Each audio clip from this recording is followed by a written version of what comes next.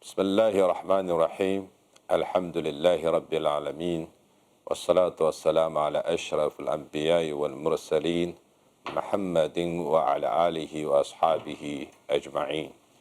Assalamu alaikum wa rahmatullahi wa barakatuh.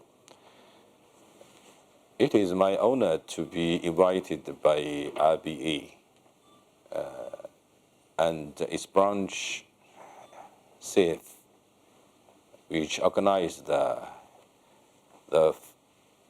2006 Islamic Finance Forum, the World Islamic Finance Forum. It is great honor again that I have been put in the panelist to discuss some important issues that we confront as Muslims when we want to deal with Islamic finance or banking. So first of all, when we look at the mission and vision of RBA, we may recognize their approach is to educate people or to let the people know what is Islamic finance and banking. So when we talk about Islamic finance and banking, we should go back to the core idea, which is emphasized by the Quran and the Sunnah. We keep far away from mu'amalat or dealing with the riba or usury or interesting, as the conventional system called. This is a principle that we would like to make people to be aware and to accept it, to be accepted. So the World Forum about Islamic finance is so important to make people to accept this idea, risk sharing, and not the risk shifting, meaning that the concept of riba or the concept of interest is somehow shifted the risk to one side, and the intermediate of the financial institutions, as the people called today, is not to bear any risk, but to shift the risk. That's why we find that the people don't understand why the conventional system based on such interest. If we give up to use riba, that would be the whole system, or the whole system would be collapsed. This is very dangerous for the economy. But you look at the economy now. What is the current economy or the world economy based on? It is, in fact, just one word, is debt. So the debt means you want to lend some money to other peoples and you charge something, access the principal or the capital. So this access or somehow the profit, as some people said, by lending the money, we call it as riba. We call it riba because it is to exploit people that without any effort put for making profit. And it is very dangerous that, as Quran mentioned several times in different verses or ayat, in the Surah Baqarah, Surah Al-Imran, Surah Nisa, Surah Rum. So in 4 places we find Allah subhanahu wa ta'ala make it very clear. There is no dot on riba which is prohibited by Islam or by Islamic law as Sharia. Now, before we talk about the riba, we should understand what is Islamic finance and Islamic banking based. And we talk the Islamic as a word that add or to be a limitation for the finance. We have to go back to Islam. Islam emphasizes or talking about two things: Aqidah, Sharia, or faith, or Islamic law. So the two things are combined together will reflect the reality of Islam, the truth of Islam. So through the ibadati or mu'amalati, we will find the morality, the ethics that Muslims should bear or should reflect on their any behavior. By doing the Islamic finance or dealing with the Islamic transactions, we find the ethics that the social responsibility emphasize the people should take. When we talk about the mu'amalati, we have to go back to the Maqasid-e-Shariah or objective of Sharia. The objectives of Sharia will give you the idea what is the daruriyat or necessities that we cannot keep silent on these five things as the scholars in the history already tried their best to make the works. And this heritage, or as the works, reflects five things every Muslim must know: Deen, faith; Al-Hayat, life; Al-Mal, okay.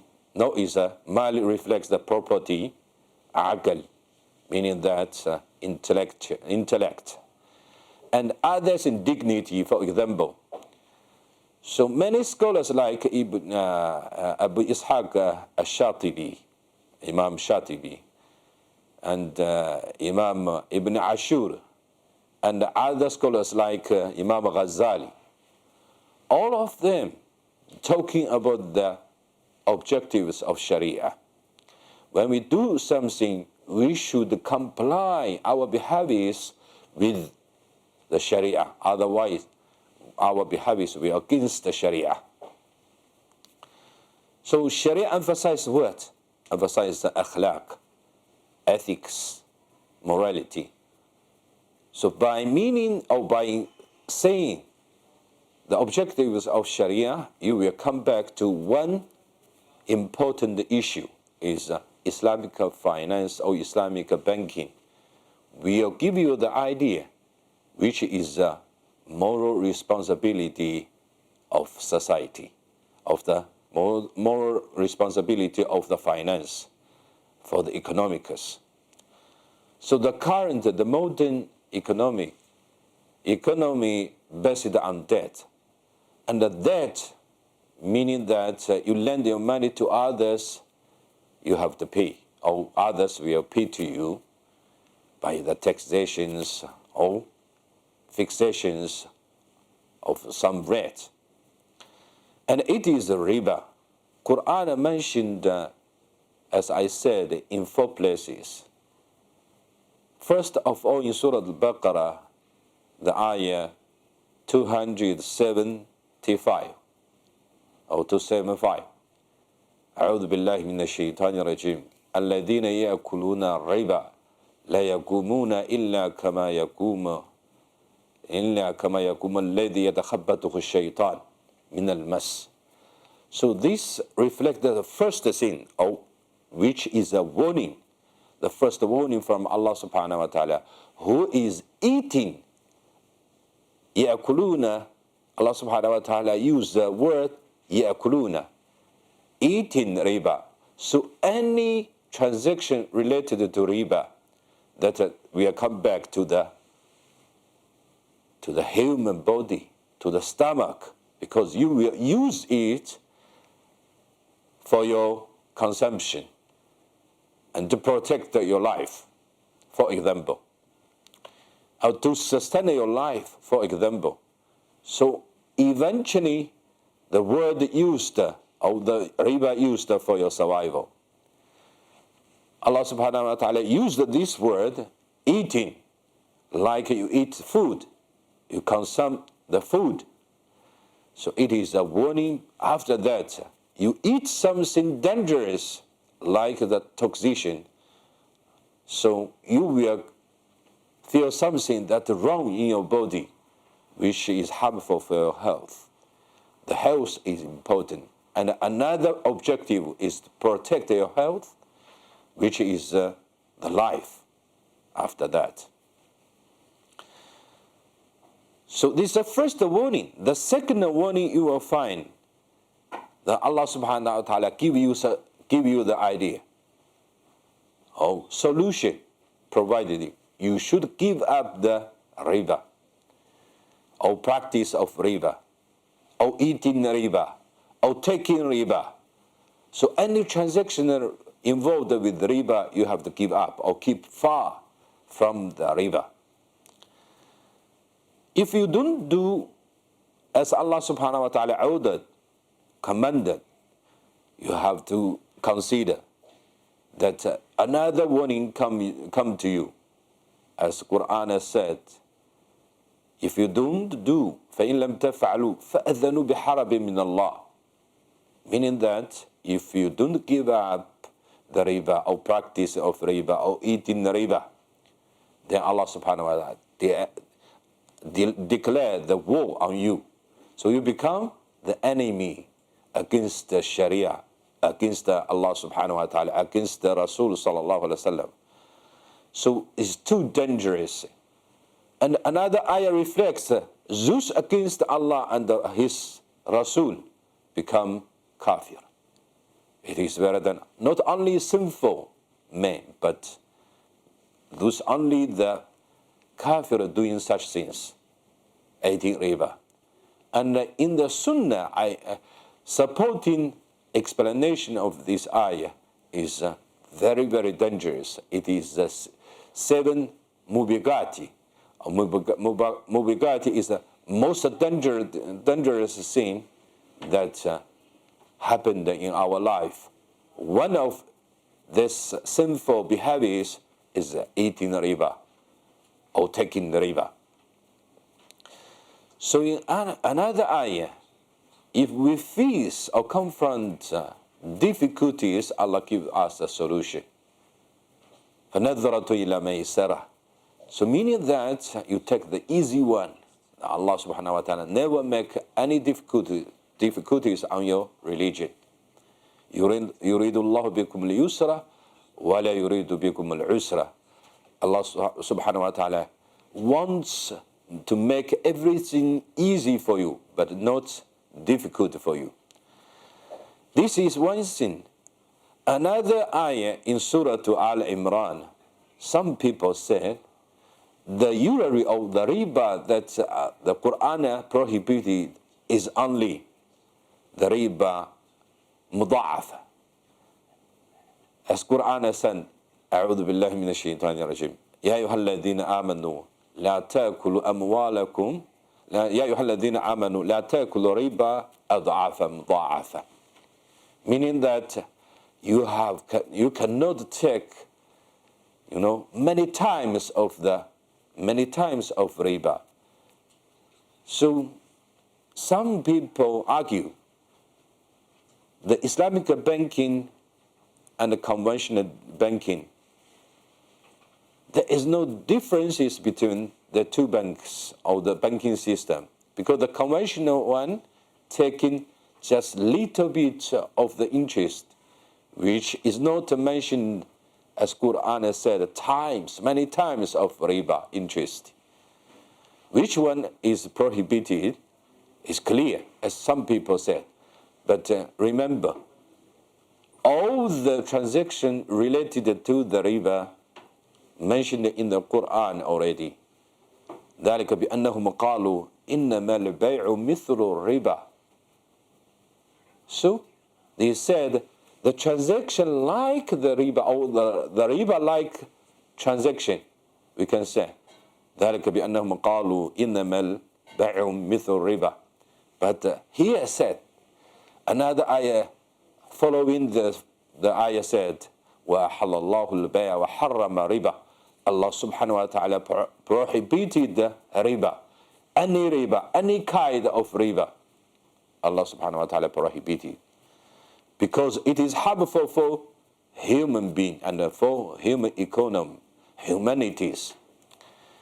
So Allah allowed you to do the transactions, but don't link with the riba or interest.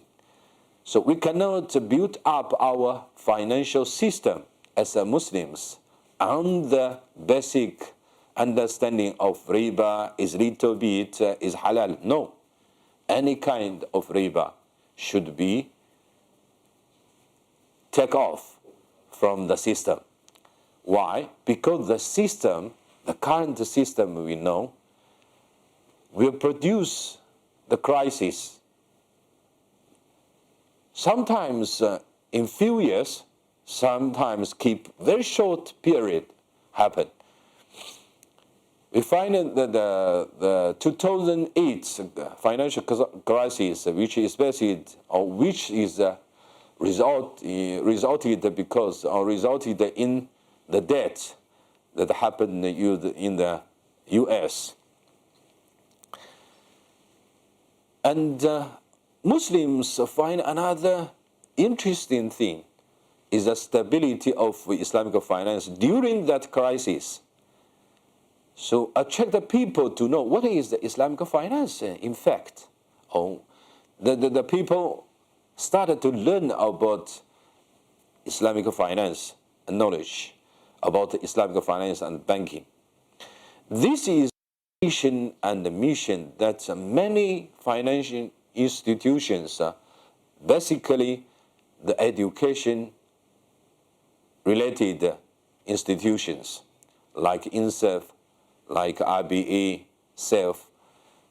So in many universities provided the courses, even for master and PhD programs, to produce or to educate the people this kind of the system, the new system. But one challenge we face or we confront is innovation. Innovation in the Islamic Sharia, or the understanding, or from the perspective of Islamic law, jurisprudence, we find innovation is like ijtihad. So individual ijtihad, may make some problems or create more problems in the system. Scholars or Sharia scholars suggest that we can use the ijtihad jama'i, meaning that a group of scholars can gather to discuss one issue with the support of expertise of Islamic finance or modern finance. We will solve the problem according to what agreed by those scholars together. The Academy of Islamic Fiqh, which every year will gather the scholars from worldwide or different countries, from Muslim or non-Muslim countries, to come to Saudi Arabia to discuss the related issues. For example, bay'ina, which is used in the history or in Islamic fiqh as a transaction or contract, that is sell and buy, or sell, buy back. The Shafi'i madhab agreed or put some conditions of using this kind of the practice to emphasize of using of Islamic finance, or how to do the transactions according to Sharia, but it is not compliant, and which criticized by many scholars, but at the same time suggested by a solution. Scholars said we can use the tawarruk, so 3 parties involved in one transaction, not 2 parties only, to solve the problems and to keep far from riba involved in the transaction. This kind of issues or solutions provided by the scholars after gathering in one place, discussing, comparing. So after doing research, they find a solution according to Sharia. So most interesting thing is in our mind should keep is how we keep far from riba transactions, and we should make everything comply with Islam or Islamic Sharia. Because as I said, Islam combine 2 things, Aqeedah and Sharia. We cannot only believe in Allah subhanahu wa ta'ala and we don't practice His Sharia. The Sharia is what? Allah put the principles there. We have to follow the principles that Allah emphasized in the Quran, that are reviewed in the hadith of the Prophet sallallahu alaihi wasallam. So don't argue with me that the wahy only related to the Quran and not to the Sunnah. This is not the issue here we discuss. Wahy related to the Quran and the Sunnah, because Allah said in the Quran, says in the Quran, "Inna huwa wahyu yuha." So Allah subhanahu wa ta'ala revealed the wahy to the Prophet in the Quran and in the behaviors and the sayings of the Prophet sallallahu alaihi wasallam. So we know this. Quran and Sunnah, origins of Islamic law and the sources of Islamic law.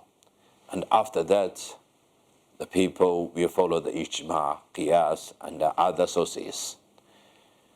So doing the ijtihad, we find the solution. It's one thing. We face the challenge. Another one, when we want to advocate or promote Islamic finance, Islamic banking system, in Muslim countries as well as in non-Muslim countries, we find or we confront a challenge, which the acceptance and awareness of people about Islamic finance. How we can do, because the people already customized with the current or with the conventional system.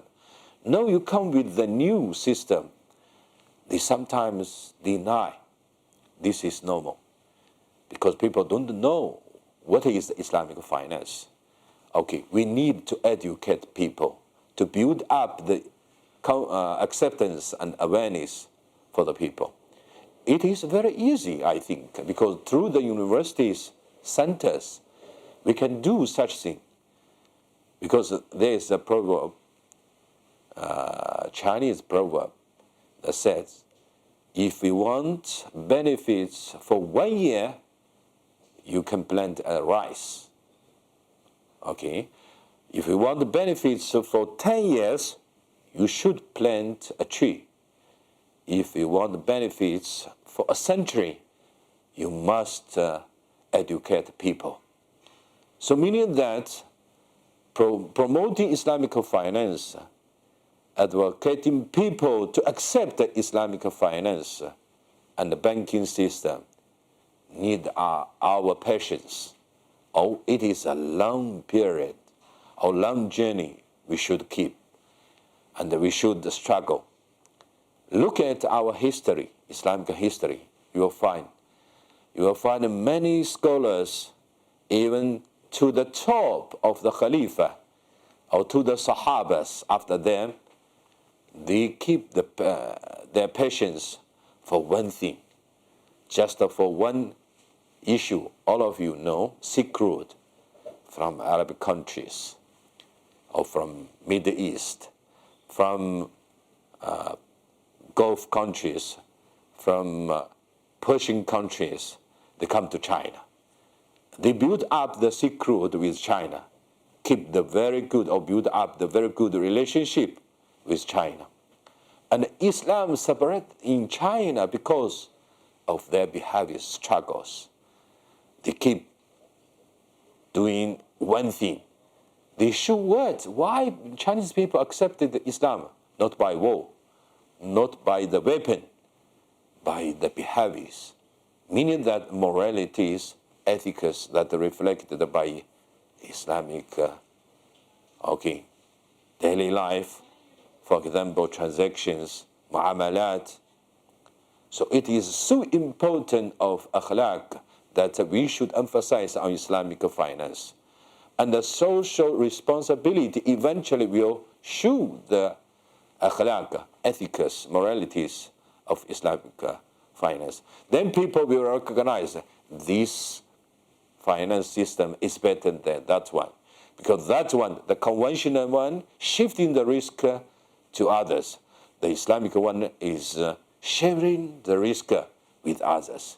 So it is justice that Islamic finance emphasizes. Okay, we come to another challenge, that in Muslim countries as well as in non-Muslim countries, we already make the conventional system to accept our system. Because in most Muslim countries, we find Islamic banks, Islamic financial institutions. No, they already formulated the two system or dual system of financial transactions. One is conventional one, another is Islamic. So in Pakistan, for example, no people accepted Islam because the faith required them to do so. But when the Pakistan as a center or as a part of the One Belt, One Road strategy that our president emphasized to benefit the countries along with the One Belt, One Road strategy. What's the role of our Muslims in Pakistan?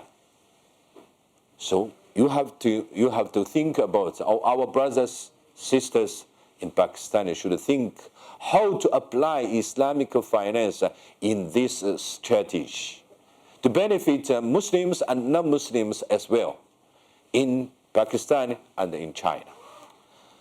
So the challenges we confront are so many, but the solutions we can find from Quran and the Sunnah.